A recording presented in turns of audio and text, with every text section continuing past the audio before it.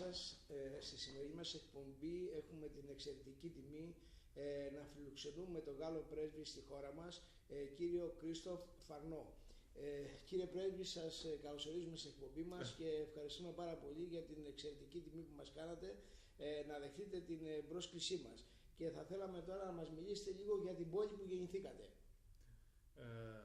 Πρώτα απ' όλα, σας ευχαριστώ πάρα πολύ. Είναι για μένα τιμή και χαρά.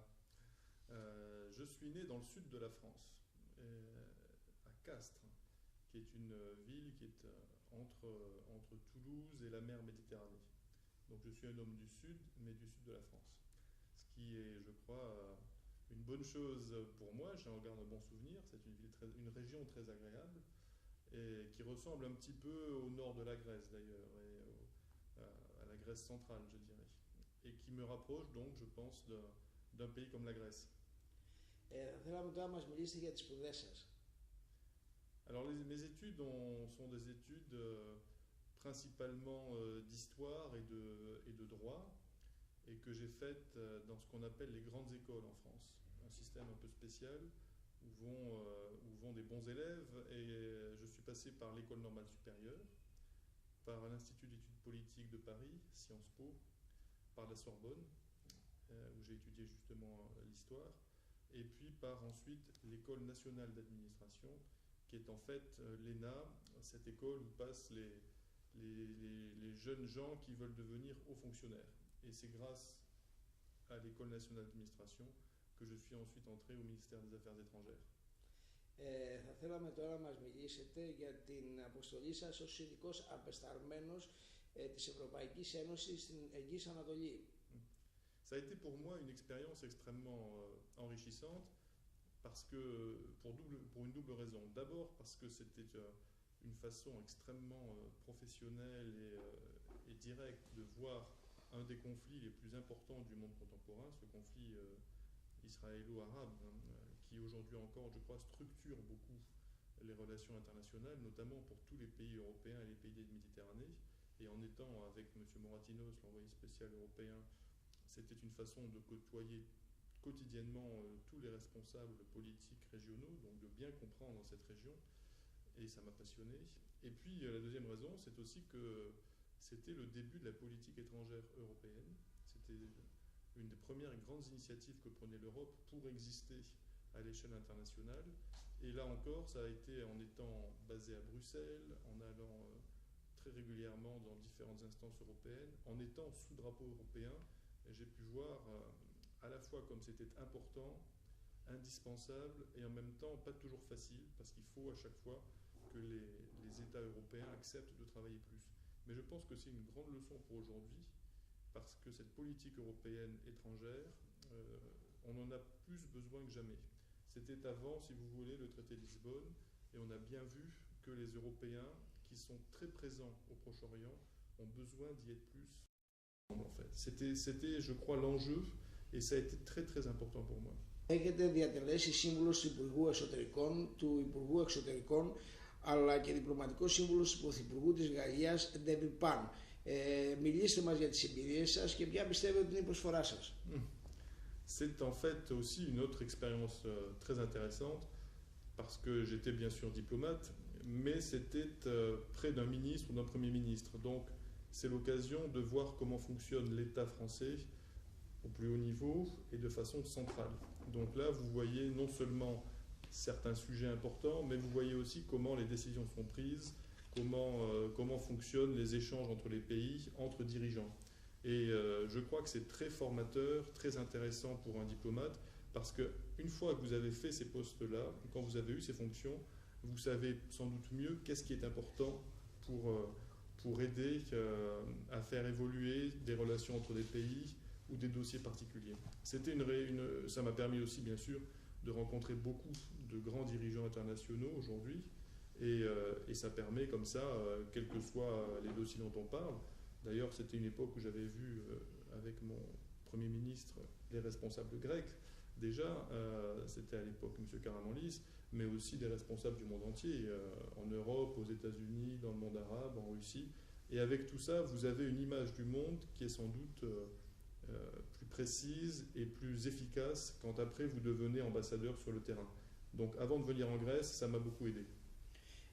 Ποιος πιστεύετε ότι, πότε mάλλον αναλάβατε πρέσβης στη χώρα μας και ποιος πιστεύετε ότι είναι ο ρόλος του πρέσβη? Alors c'est un peu la suite de la question précédente, effectivement. Être ambassadeur en Grèce, d'abord, je crois que c'est un privilège. C'est quelque chose pour nous de très important. La Grèce est un pays qui est très proche de la France, comme vous le savez, et dans tous les domaines.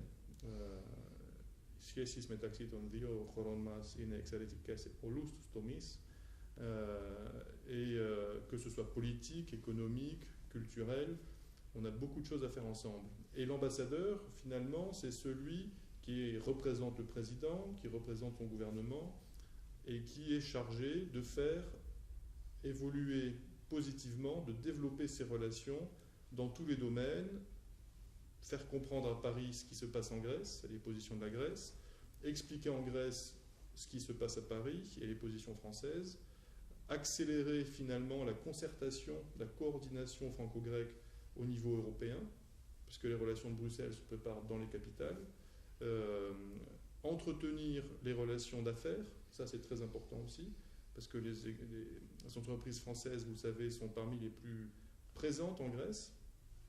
On a en fait, que ce soit dans le domaine de l'industrie, de la banque, de l'assurance, de la grande distribution, les sociétés françaises sont très présentes. Et là encore, c'est très important d'aider à ce que ce climat d'affaires s'entretienne. Dans le domaine culturel, il y a beaucoup d'événements.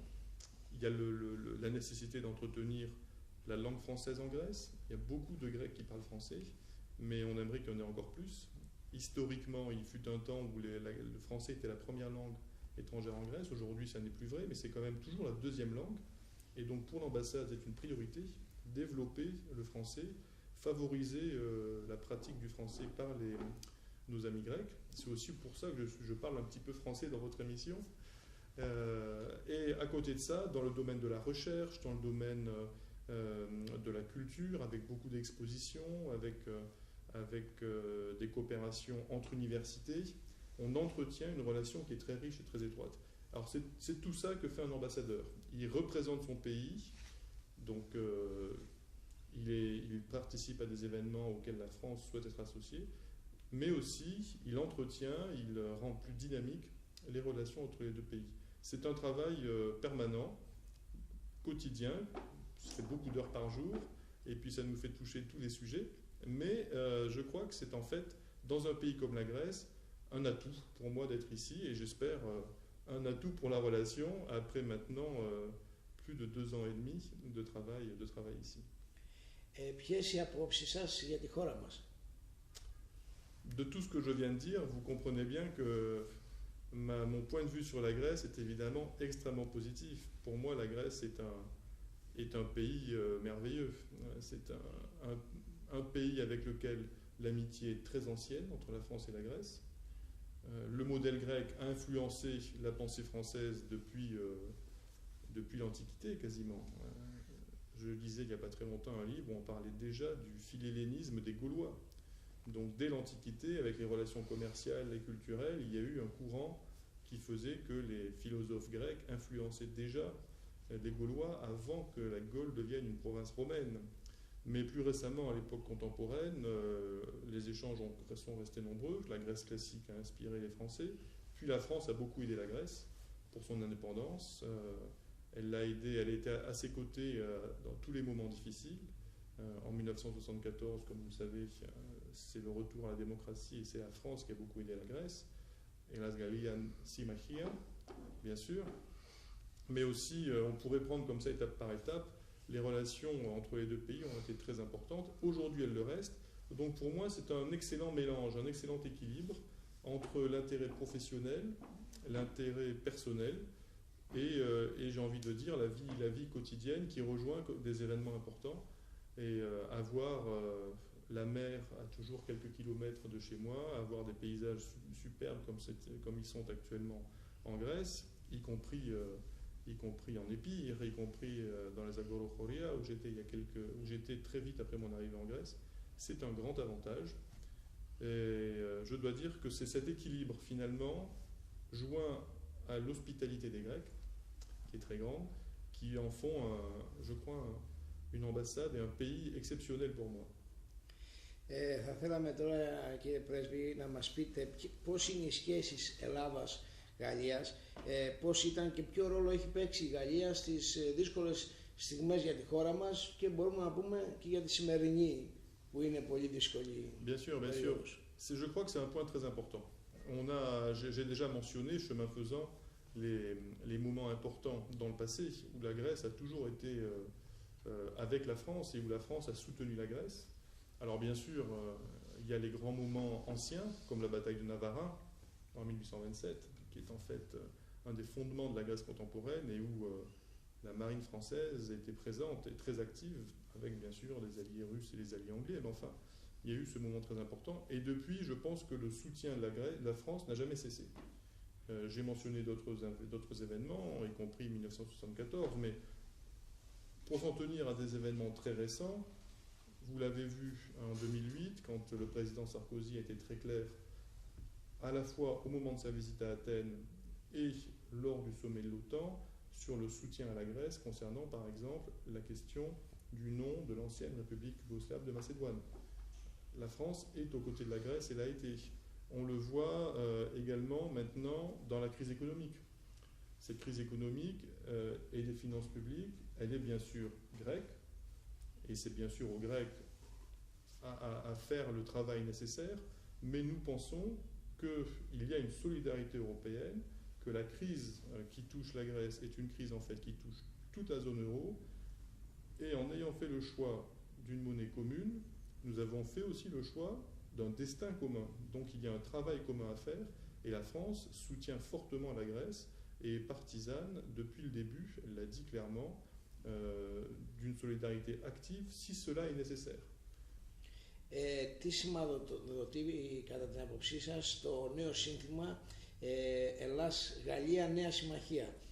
Oui, alors ça a été le résultat de tout ce que je viens de dire. Quand le président de la République est venu en juin 2008, pour montrer justement et pour confirmer que cette alliance historique était non seulement toujours d'actualité, mais qu'elle prenait même un nouvel élan, on est passé de Hellas-Gallia Symmachia à Hellas-Gallia Nea Symmachia, c'est-à-dire que maintenant, on s'inscrit dans tout cet ensemble historique que j'ai décrit, et on décide ensemble, Français et Grecs, de franchir une nouvelle étape.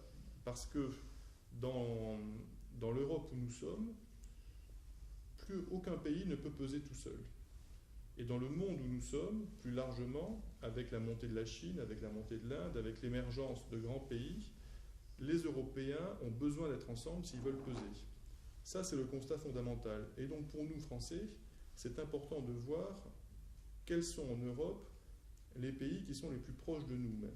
Nous sommes une famille à 27, mais au sein de ces 27, il y a des pays avec lesquels on s'entend plus que d'autres même. Et la Grèce, pour nous, est un de ces pays avec lesquels on s'entend plus qu'avec d'autres. Et sur tous les sujets, on se rend compte qu'on est d'accord et qu'on arrive à faire plus de choses ensemble.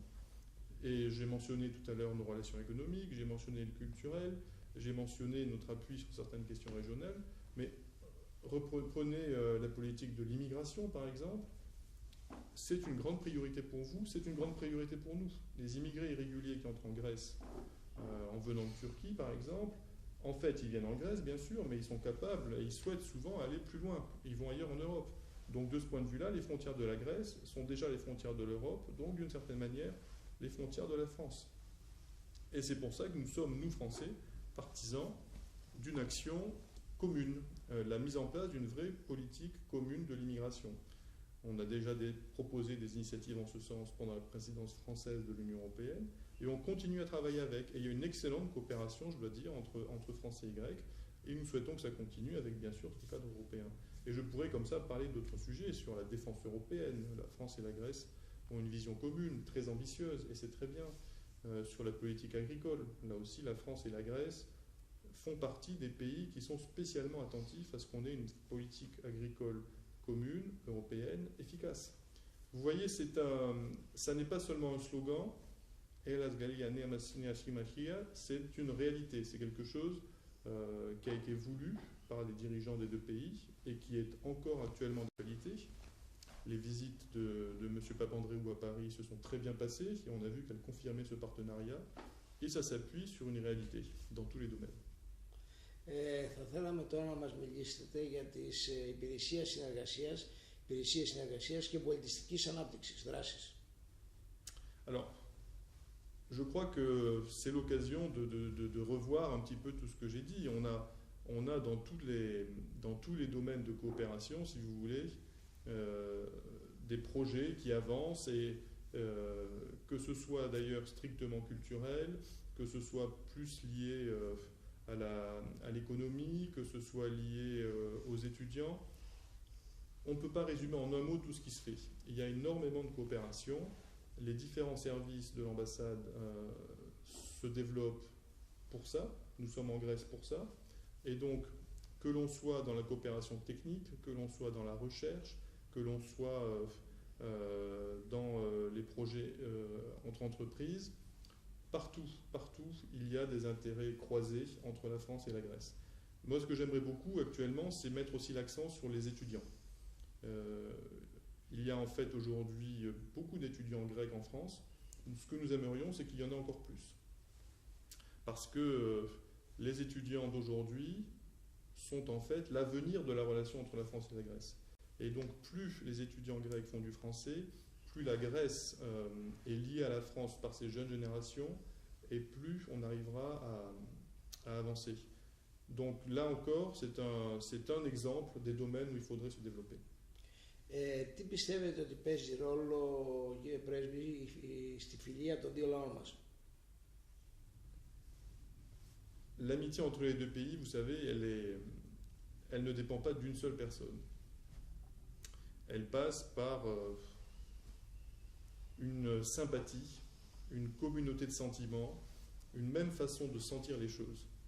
Et je crois que depuis que je suis en Grèce, je constate que les Français et les Grecs ont une façon de sentir les choses très commune. À partir de là, ce sentiment, il se construit. Il est à la fois un héritage, parce que tout ça, on le fait au fil des générations, et en même temps, il se construit. Donc, il y a des personnalités qui jouent leur rôle, bien sûr. Le président Sarkozy, par définition, bien sûr, est un acteur très dynamique de cette relation. Et sa popularité en Grèce est pour nous une très bonne chose, bien sûr, mais elle vient de son propre positionnement par rapport à tout ça. Mais après, à tous les niveaux, ça se joue. Ça se joue avec, un ambassadeur est là pour ça, bien sûr, il rencontre le plus de personnes possible, il essaie de promouvoir ça, mais vous avez les déplacements officiels qui sont des occasions de rencontres, vous avez des rencontres entre les parlementaires qui peuvent jouer un rôle, et puis vous avez l'énorme masse des contacts directs entre les Grecs et les Français. La communauté française en Grèce, c'est grosso modo, on l'évalue à 20 000 personnes. Tout ça, ce sont des liens humains au quotidien qui existent, parfois d'ailleurs avec des couples qui unissent des Grecs et des Françaises, ou bien des Français et des Grecs. Vous avez aussi l'énorme flux des touristes tous les ans, presque 1 million de Français qui viennent tous les ans en Grèce. Ça fait beaucoup. Ce sont des gens qui aussi voient la Grèce, qui rencontrent des Grecs, qui repartent en France avec une image de la Grèce, qui reviennent. Donc c'est cette amitié franco-grecque, elle se construit dans un très vaste réseau humain qui fait que les fonctionnaires, les ambassades sont finalement une sorte d'aiguillon, de table d'orientation de cette relation, mais évidemment, ça ne dépend pas que de nous, ça dépend de beaucoup plus de monde. Ποια η θέση της Γαλλίας στο μακεδονικό? Alors ça, je vous l'ai dit, en fait, très clairement, la France est aux côtés de ses amis grecs. Ce que nous voulons, c'est qu'un compromis satisfaisant pour les deux parties soit trouvé par elles le plus rapidement possible. Bien sûr, la perspective européenne de l'ancienne République yougoslave de Macédoine est réelle. Mais nous voulons d'abord qu'un accord soit trouvé et le président de la République l'a dit à plusieurs reprises, la France est aux côtés de la Grèce. Η θέση της Γαλλίας για την ένταξη της Τουρκίας στην Ενωμένη Ευρώπη? Alors ça, c'est un grand sujet qui, je crois, mérite effectivement quelques explications. Nous considérons que la Turquie est un grand pays et qu'il est très important pour tous les Européens, pas seulement pour les Français ou les Grecs, d'avoir un dialogue très étroit avec la Turquie. Parce que dans tous les domaines, c'est un pays qui compte beaucoup dans sa région, qui compte beaucoup pour l'Europe. Il restera pour des années, il continuera à être un partenaire essentiel. C'est vrai stratégiquement, économiquement, démographiquement, politiquement, culturellement. Dans tous les domaines, les Européens ont des relations étroites avec la Turquie et nous-mêmes, Français, en avons beaucoup. Ça, c'est le premier constat. À partir de là, nous sommes donc favorables aux discussions qui se poursuivent avec la Turquie actuellement. Et la présidence française de l'Union européenne, en 2008, a d'ailleurs joué pleinement le jeu. Des chapitres de négociation ont évolué positivement pendant cette présidence. Simplement, nous considérons aujourd'hui qu'il ne faut pas préjuger de l'issue des négociations. C'est-à-dire que les négociations qui ont lieu actuellement ne doivent pas obligatoirement déboucher sur l'adhésion. Parce que sur l'issue de cette négociation, tous les pays ne sont pas du même avis encore et qu'il est donc trop tôt pour décider.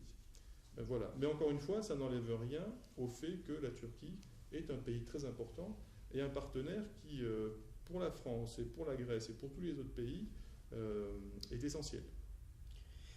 Πώς βλέπετε τη δυναμική της Ευρωπαϊκής Ένωσης και μετά τη συνθήκη της Λισαβόνας και σε σχέση δηλαδή με τη συνθήκη? Bien sûr. Ça, c'est sans doute le sujet central de notre avenir commun. Il ne s'agit pas seulement du traité de Lisbonne d'ailleurs. Le traité de Lisbonne n'est pas un but en soi, il est un outil. Il part du principe que l'Europe a besoin d'être efficace. Pour être efficace, les institutions que nous avions avant devenaient insuffisantes. À 27, on s'était bien rendu compte que le travail n'était plus possible, ou plus possible de façon très efficace. Donc, on a adopté ce traité. Ça a été d'ailleurs compliqué, mais nous y sommes arrivés. C'est une vraie avancée. Aujourd'hui, l'Europe est en mesure de mieux travailler, parce que les institutions telles qu'elles sont maintenant mises en place, avec un président du Conseil, avec une haute représentante pour les affaires extérieures notamment, mais aussi avec l'amélioration des règles de fonctionnement, sur les majorités, sur la façon dont les équilibres entre pays se font, tout ça, c'est pour que l'Europe soit plus efficace. Maintenant, quelle est la question? Je crois que la question, ça va être de savoir si les Européens tous ensemble ont la volonté politique d'aller plus loin. C'est ça le vrai sujet. Lisbonne nous donne un bon outil, mais un bon outil demande un bon artisan. C'est-à-dire qu'il faut que nous, Européens, nous utilisions bien Lisbonne. Et pour ça, il faut que tous les Européens, les gouvernements, mais aussi les citoyens, soient convaincus et travaillent jour après jour de façon efficace. Le monde évolue très vite. Nous sommes en train de vivre une époque où le monde que nous avons connu dans les décennies passées change très vite. Les équilibres se renouvellent, notamment l'Europe et les États-Unis, ce qu'on a appelé l'Occident en fait, aura à l'avenir un poids moins important à l'échelle de la planète. D'autres pays émergent. La Chine, bien sûr, est le cas par excellence, mais il n'y a pas que la Chine. Vous avez aussi l'Inde, le Brésil, des pays comme la Russie même reprennent un dynamisme important. Des régions comme les pays du Golfe ont une force économique et financière très importante. Bref, l'Europe va être un point important, mais moins important relativement à ce qui sera l'équilibre nouveau. Dans cet ensemble, il est donc fondamental qu'on puisse, nous, Européens, continuer à avoir une voix forte et à défendre nos intérêts. Et pour ça, il faut que ce fonctionnement à 27 soit efficace. Donc c'est ça le défi. C'est que Lisbonne, avec les outils qu'il nous donne, permettent à une vraie volonté européenne de continuer à peser comme un acteur central du jeu international. On en a les moyens. Nous le pouvons, simplement, il faut vraiment qu'on le veuille. La France et la Grèce sont aujourd'hui d'ailleurs parmi les pays européens les plus volontaires pour ça. Et c'est très bien. C'est un nouveau point de convergence entre la France et la Grèce. Et je crois qu'il faut jour après jour y travailler. Ποιος ο ρόλος του θεσμού για τη δημιουργία μιας ένωσης στη Μεσόγειο? Dans le monde que je décrivais, l'Europe doit peser, mais elle est en permanence liée à ses voisinages. Et parmi ses voisins, bien sûr, tout ce qui est la Méditerranée nous touche plus que le reste, parce que cette mer Méditerranée, elle est finalement relativement petite, et tout ce qui se passe au sud de la Méditerranée a un impact direct sur le nord de la Méditerranée. C'est pour ça que nous avons voulu l'Union pour la Méditerranée. C'est une idée française, présentée par le président Sarkozy, mais qui a été très vite adoptée par les autres membres de l'Union européenne, surtout méditerranéens, surtout la Grèce. La Grèce est un des pays les plus actifs pour la mise en place de cette union. Et je crois que c'est très bien parce que c'est ce constat que l'avenir du nord de l'Europe, de la Méditerranée, c'est-à-dire le nôtre, européen, se joue avec les pays du Sud et qu'il faut donc faire ensemble des choses pour que le développement du Sud se passe bien. Ça nous permettra d'avoir des relations, bien sûr, économiques plus fortes, mais ça leur permettra d'avoir un développement de leur population plus satisfaisant. Ça contribuera, bien sûr, à stabiliser les questions d'immigration. Ça contribuera aussi à nous créer un environnement plus positif. Les questions d'environnement mondial n'ont pas de frontières. Si la pollution touche plus la Méditerranée au sud, nous en subirons aussi les conséquences. Donc l'environnement est aussi un grand sujet. Tout ça, c'est l'analyse. Et ensuite, ce qu'on veut, c'est que cette union se fasse autour de projets concrets. Union pour la Méditerranée égale développement commun égale projet concret. Et c'est ce qu'on a commencé à faire. Il y a bien sûr un secrétariat général qui est en train de se mettre en place. Le secrétaire général qui est jordanien vient d'être désigné. Mais à côté de ça, il faut maintenant que sur des usines de traitement, enfin des centrales de traitement des eaux, sur le développement d'énergie solaire, sur les luttes contre la pollution maritime, même sur des questions comme l'éducation ou l'aide aux moyennes entreprises, ou les transports maritimes, c'est un sujet qui est cher à la Grèce. Sur tous ces thèmes, il faut qu'on travaille ensemble. C'est donc un très grand enjeu pour nous et pour les générations à venir. Ποια η θέση της Γαλλίας στο μεταναστευτικό πρόβλημα και ιδιαίτερα για τους δευτερομετανάστες? Oui, alors, ça me permet de revenir sur un sujet que j'ai évoqué rapidement. Je vous l'ai dit, d'abord, cette question d'immigration en général est là pour durer. C'est un sujet qu'on ne peut pas traiter en 1 an ou en 2 ans. Et en même temps, c'est un sujet qui est global. Donc, c'est pour nous très important d'avoir une politique européenne. Une Europe unie sera plus efficace face à ces questions. Et il faut une approche globale, c'est-à-dire qu'il faut à la fois traiter les pays d'origine, avoir des accords pour que des équilibres puissent être trouvés et réguler mieux les flux de population, avec les pays de transit, les pays par lesquels passent les immigrés irréguliers, dont la coopération est indispensable si on veut être efficace. Et puis ensuite, il faut nous-mêmes, Européens, sur notre territoire, qu'on ait une approche très claire. Il faut être à la fois efficace face à l'immigration irrégulière, donc c'est-à-dire avoir des services de police efficaces. Donc Frontex, l'agence européenne, doit être bien dotée pour travailler bien aux frontières. Et après, les coopérations entre services de police nationale doivent être très efficaces dans les pays. Et il faut, en complément de ça, et c'est très important, qu'on soit aussi plus efficace dans notre intégration des immigrés réguliers. Parce qu'il y a en fait, pour des raisons de démographie, un besoin d'immigration de manière globale à l'échelle de l'Europe. Et donc les immigrés réguliers doivent pouvoir s'intégrer de façon satisfaisante dans les pays de résidence où ils se trouvent, que ce soit la Grèce, la France, l'Allemagne. Et ça aussi, c'est une vraie politique. Il faut y travailler. Chaque pays y travaille déjà. On a sans doute intérêt à échanger plus encore nos expériences, à faire en sorte qu'on soit en mesure de réussir. C'est une question de principe. L'Europe a toujours été un continent de liberté, ou en tout cas, ses valeurs se sont toujours réclamées de la liberté et du respect des droits de l'homme. Donc c'est dans ce cadre de réflexion que ça s'inscrit. Et c'est aussi une question d'efficacité et d'économie et de sécurité, parce que des immigrés réguliers mieux intégrés, ce sont des citoyens qui peuvent mieux participer à la vie du pays où ils se trouvent.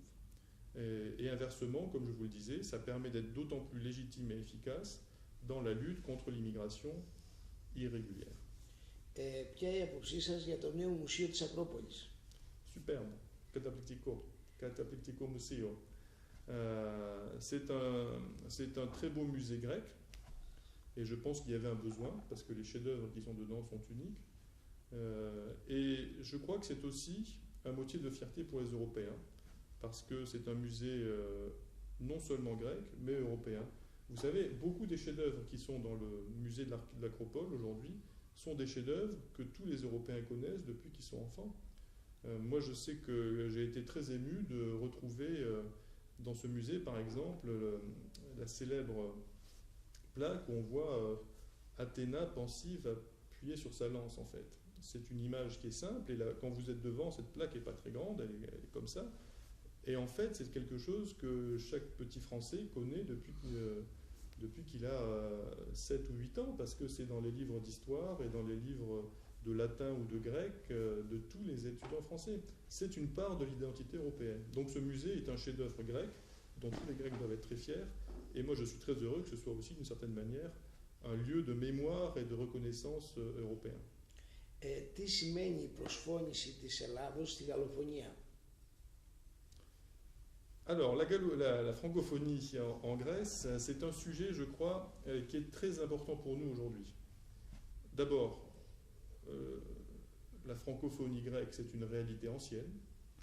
Quand la Grèce est entrée dans l'Organisation internationale de la francophonie, elle n'a pas fait un geste inattendu. Elle a finalement rejoint une grande famille, la famille des pays francophones, à laquelle elle appartenait depuis de longues années. Alors tout le monde me dit depuis que je suis ici qu'on parlait encore plus français en Grèce il y a 50 ans.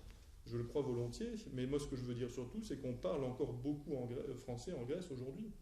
Depuis que je suis arrivé en Grèce, je dois dire que dans tous les domaines, j'ai rencontré des francophones.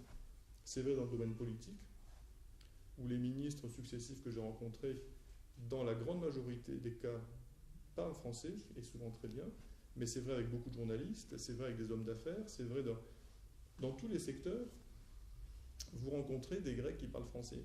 Donc l'appartenance de la Grèce à la francophonie est naturelle, j'ai envie de dire, et aujourd'hui, je crois que c'est un atout pour elle. C'est un atout, c'est ce que nous voulons en tout cas. C'est-à-dire que dans le monde de mondialisation où nous vivons, il est très important qu'on parle bien sûr sa langue, le grec en Grèce évidemment, le français en France, le chinois en Chine, mais aussi qu'on ait des langues supplémentaires qui favorisent les échanges et qui sont des atouts, qui sont des avantages pour ceux qui les parlent. Donc il faut parler l'anglais, mais il faut aussi parler le français, parce que c'est un outil de diversité. Aujourd'hui, le français reste une des grandes langues véhiculaires, comme on dit, c'est-à-dire langue de communication entre les différents pays. Vous avez 200 millions de personnes qui parlent le français dans le monde. Donc quand un jeune grec apprend le français, il n'apprend pas seulement la langue qu'on parle à Paris, il apprend la langue qu'on parle aussi au Canada, qu'on peut parler à Dakar, qu'on peut parler au Vietnam. C'est une grande langue de civilisation, de culture et d'échange. Et c'est aussi, je crois, un atout pour le travail, parce que c'est une langue du monde des affaires, c'est une langue de la science, et tout ça, c'est porté par ce partage de francophonie. Et je dois dire qu'on a une très très forte réponse de nos amis grecs, notamment tous les ans on organise des concours pour la francophonie, et cette année, ce sont, avec l'aide bien sûr des 6000 professeurs de français qui vivent en Grèce, et dont je veux saluer l'action, avec leur aide, donc, ce sont des milliers d'élèves qui participent à ces Jeux de la francophonie, qui donnent lieu à des exercices autour de poèmes, de films, de différentes activités. Et cette année, on a en plus fait un nouveau concours, qui est un concours où on a associé 2 grands footballeurs français, mais qui travaillent, qui jouent dans des clubs grecs, un à Panathinaïkos et l'autre à Olympiakos, donc Djibril Cissé et Didier Domi, et qui ont lancé avec moi un concours pour une charte de la francophonie. Ça permet à des jeunes étudiants ou élèves grecs de proposer, de réfléchir au thème du sport et au thème de la tolérance dans le sport, ce qui est très important, le respect de l'autre. Vous voyez, la francophonie, c'est ça, c'est quelque chose qui en fait doit faire plaisir d'abord et qui est utile. Ça fait plaisir. Parler français, pour des Grecs comme pour des Français, j'espère, c'est à la fois se faire plaisir et y trouver un avantage. Donc finalement, la francophonie grecque, c'est tout ça. Κύριε Πρέσβη, τώρα θα θέλαμε να μας πείτε για να κλείσουμε τη συνέντευξή μας για τα μελλοντικά σας σχέδια. Oui, d'abord, rester le plus longtemps possible en Grèce, faire encore beaucoup de choses en Grèce, où je trouve, comme je vous le disais, qu'il y a dans tous les domaines une très très grande richesse. Donc j'espère bien profiter encore longtemps de la Grèce, à la fois à titre professionnel et privé, découvrir encore quelques régions que je n'ai pas vues. J'ai beaucoup voyagé, mais bien sûr, vu le nombre d'îles grecques et la grande richesse des paysages grecs, j'ai beaucoup à y voir. Donc ça, c'est vraiment pour moi très important. Et dans le contexte où nous sommes, vous comprenez bien qu'aussi professionnellement, on est à un moment très important pour la Grèce, pour la France, pour les relations entre les deux pays et pour l'Europe. Et j'espère bien pouvoir, là encore, jouer tout mon rôle pour renforcer encore ce partenariat spécial que nous avons. Et ça, c'est quelque chose, je crois, qui est très important. Et puis après nous verrons. Ήθελα να σας ευχαριστήσω πάρα πολύ, κύριε Πρέσβη, για τη μεγάλη τιμή που μας κάνατε να έρθετε στην εκπομπή μας και να ευχηθώ να συνεχιστεί η ελληνογαλλική φιλία και ο ρόλος σας να είναι ακόμα πιο σημαντικός στη φιλία αυτή. Σας ευχαριστώ πάρα πολύ. Pour cette manifestation aujourd'hui et comment est-ce que vous sentez, quel sentiment avez-vous envers la Grèce? Θα θέλαμε να μας πείτε για την σημερινή μέρα τη συνάντηση της Ελλάδος με τη Γαλλοφωνία. Déjà, je suis très fier d'avoir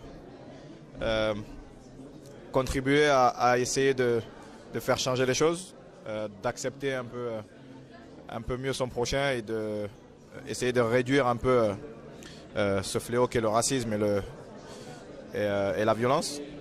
Et je suis vraiment très content et je voulais remercier l'ambassade de France d'avoir permis d'avoir réalisé cette opération, parce que je pense que c'est quelque chose d'important et de bien.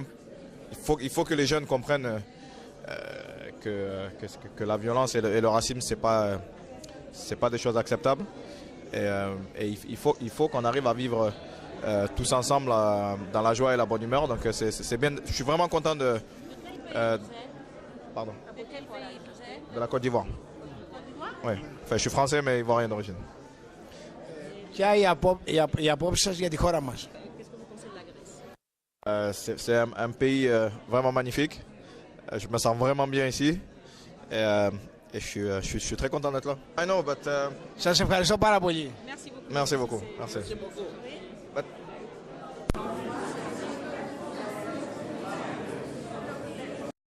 Θα θέλαμε να μας πείτε για τη σημερινή τιμητική εκδήλωση που γίνεται για σας από τη Γαλλική Πρεσβεία. Deux mots pour la manifestation qui a lieu aujourd'hui à l'ambassade de France. Comment, c'est-à-dire? Sur la manifestation. Ah, c'est quelque chose qui a été fait par l'ambassade et avec Djibril et moi pour la tolérance et le respect. Donc voilà, on commence à avoir les lauréats. Donc voilà, on est là pour célébrer cette charte et voilà. Πρόκειται λοιπόν για έναν διαγωνισμό που διοργανώθηκε με πρωτοβουλία της Γαλλικής Πρεσβείας. Ο Τζιμπρίλ Σισέ και εγώ είμαστε εδώ λοιπόν για αυτή τη χάρτα της ανεκτικότητας και του σεβασμού του άλλου, και όπου σήμερα θα τιμήσουμε τους νικητές. Ας ευχηθούμε ότι όπως είναι οι δύο ποδοσφαιριστές να γίνουν και οι φύλαχοι των δύο ομάδων. Espérons alors que les souteneurs, les supporters des deux grandes groupes soient alors comme les deux joueurs. On espère, c'est bien pour ça qu'on l'a fait. Ça va être difficile mais bon. Mais on essaye toujours. Προσπαθούμε. Και τα συναισθήματά του πώς νιώθει για τη σημερινή ημέρα? Vos sentiments, comment vous vous sentez aujourd'hui? Comment je me sens aujourd'hui? Oui. Par rapport à cette célébration? Oui. Très heureux.